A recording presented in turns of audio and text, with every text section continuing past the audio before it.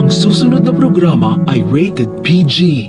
Ito ay nangangailangan ng patnubay at gabay ng magulang para sa mga batang manonood.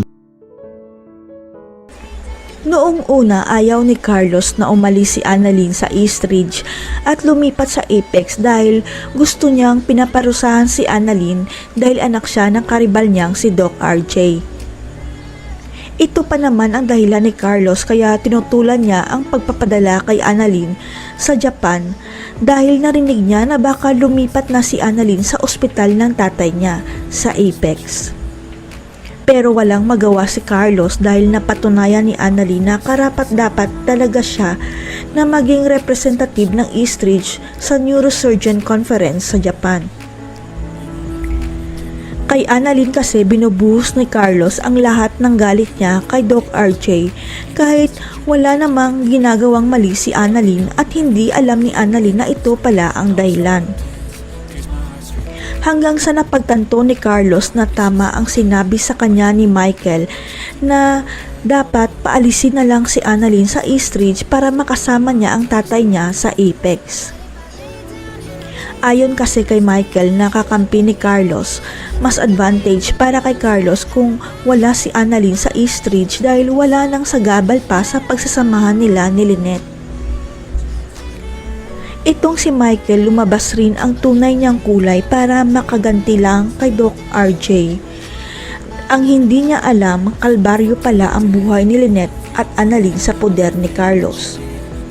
Sobrang kaba pa ni Carlos dahil muntik na magsumbong si Lynette kay Annalyn tungkol sa sugat niya sa braso, mabuti na lang at naabutan niya ang mag-ina. Kaya para makalimutan ni Lynette ang kasalanan ni Carlos, naregaluhan siya nito dahil sasama si Lynette kay Annalyn papuntang Japan pero may kapalit pala ang suhol niya. Kinausap ni Carlos si Lynette na kung ano man ang nangyayari sa kanilang mag-asawa, wag na wag itong magsusumbong kay Annalyn at pumayag naman si Lynette.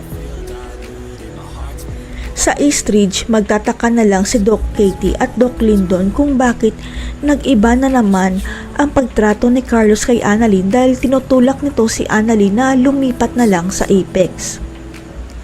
Mas lalong pahirapan ni Carlos si Annalyn sa Eastridge para si Annalyn na mismo ang magsasabi na gusto na niyang lumipat sa Apex dahil nahihirapan na siya sa Eastridge. Naalala kasi ni Carlos ang sinabi ni Annalyn na tatapusin pa niya ang residency niya sa Eastridge dahil okay pa naman ang kalagayan niya dahil walang Moira at Zoe sa Eastridge. Pero dahil sa pagpahirap ni Carlos kay Annalyn, tatanggapin na lang ni Annalyn ang alok sa kanya ng tatay RJ niya na bumalik sa Apex dahil sila naman ang may-ari nito. Kaya nang malaman ni Doc Lyndon na plano pala ni Carlos na pahirapan si Annalyn para lumipat ito sa Apex dahil sa kasakiman niya, kailangan ng turuan ng leksyon si Carlos. Dahil ang hindi alam ng lahat, alam pala ni Doc Lyndon na si Annalyn ang tagapagmana ng Eastridge at siya ang nagbabantay kay Annalyn, kaya magsusumbong siya sa may-ari. Lilipat na kaya si Annalyn sa Apex at magkakasama silang tatlo ni Justine at Zoe? O mapipigilan ang paglipat ni Annalyn sa Apex dahil makikilala na niya ang lola niya? Abangan.